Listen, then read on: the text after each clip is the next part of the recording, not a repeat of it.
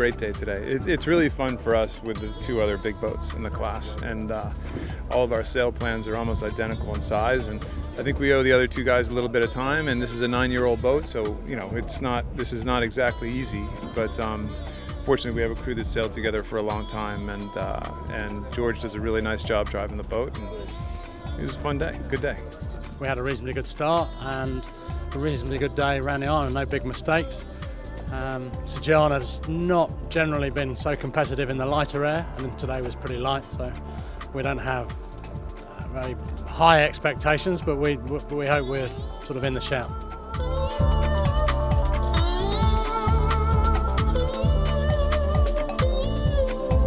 This is a water ballast boat, and when the wind speeds get down to 9-10 knots, we actually, off the wind, take all the water ballast out, so the boat is 6 tons lighter. Well, it's not your usual pounding trade winds here today, so it was relatively light winds, and we had to cross the lee of the island, so the northwest part of the island, which was pretty tricky with very shifty winds. And on these boats you really have to anticipate your changes a long way in advance, so it's a bit hectic for us in the back to make sure that we make the right calls.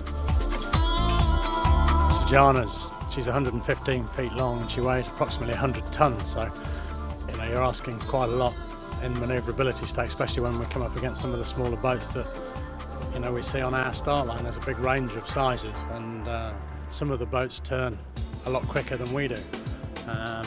We did have an incident today where one of the little boats turned hard and started screaming at us, and what do? Just say, helm is hard down, and wait, be patient. There are 6 boats in our class, and the IRC rule works pretty well. I think we got home maybe 6.5, 7 minutes ahead of Highland Fling, and maybe 10 minutes ahead of Teton, and that's about what the handicaps are.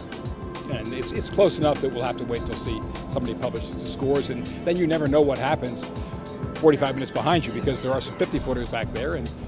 But I would think normally in kind of a diminishing breeze day, normally the big boat will do better.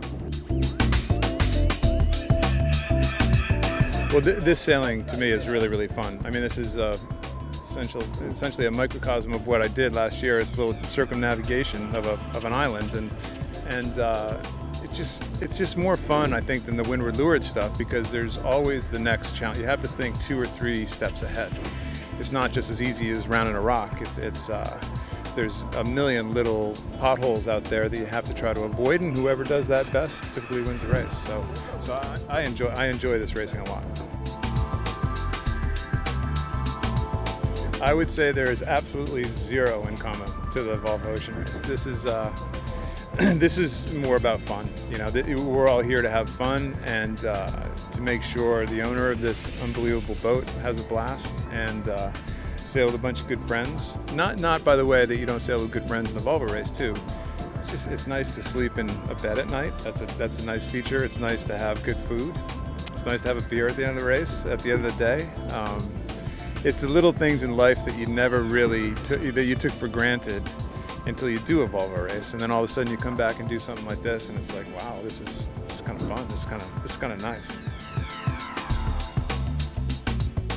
This is my, I do believe, a 3rd time I think competing in the Heineken Regatta.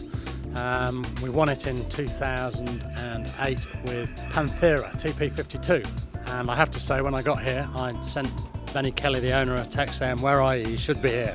We're really missing you." It's a fantastic event, fantastic, beautiful sailing conditions, colour of the water, the wind. I mean, it's a bit lighter this week, but it's still, we had 10 or 12 knots today.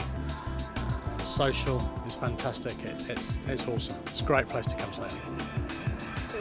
I'll take the beer on the beach at the end of the day right now, that's for sure.